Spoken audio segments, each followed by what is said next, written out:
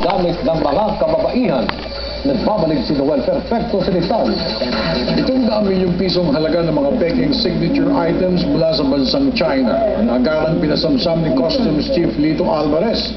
Matapos ang matagumpay na raid, may sinagawa ng Intellectual Property Rights Division ng Customs Bureau sa isa na namang tagong warehouse sa ika-48 sangay ng ika-4 na palapag ng Kings Plaza Building sa Juan Luna Street, Tondo, Manila.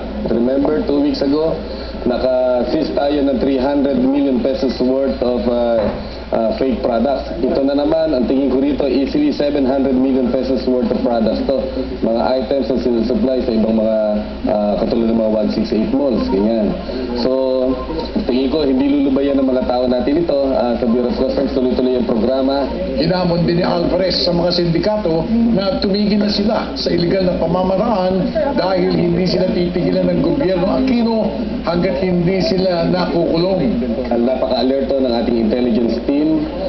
Kaya naman kung sino pa ang mga nagtatangka na mag-smuggle ng mga ganitong counterfeit products, ang suggestions ko sa kanila ay tumigil na.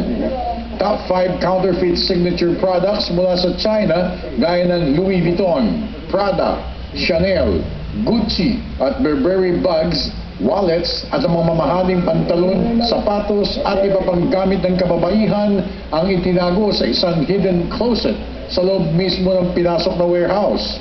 Kinocongratulate ko po ang aming hepe ng IPRD, si Atty. Sai de Guzman, sa kanyang walang tigil na paghanap ng mga illegal na shipments gaya po nito. Napakatindi po nito. Ano bang balak natin dito, Direktor? Ano ba'y sisirain? Ay, opo. Ganun din po ang mangyayari. Kamukha ng mga nakaraang mga huli namin. Ito po ay sisirain para hindi na mapunta sa market. Matagal rin ang ginawang surveillance ng mga otoridad ng IPRD ni Atty. Sai de Guzman, Homeland Security ng Estados Unidos at ng Louis Vuitton authorities bago natunton ang nasabing warehouse sa Tondo. Napakamahal ng bentahan ng mga peking produkto kapag nailabas o naipuslit ng mga peking signature items. Itong bag na to, siguro value nito, ganito kalaki, mga 130,000. Kung tunay, Yun ang tunay, 130,000. Kung peke, siguro mga 5,000. dito yung ganyan sa atin, 5,000. 5,000, oo. Laking pasalamat naman ng mga otoridad ng Louis Vuitton Manila sa matagumpay na kampanya ng gobyerno Aquino.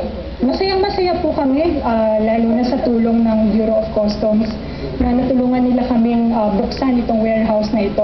Puwera pa po sa pagsira nitong mga peke, kami po ay magpupursige pa na maghahabla sa sino man ang malaman namin nagmamayari nitong warehouse na ito o kaya ay nangungupa.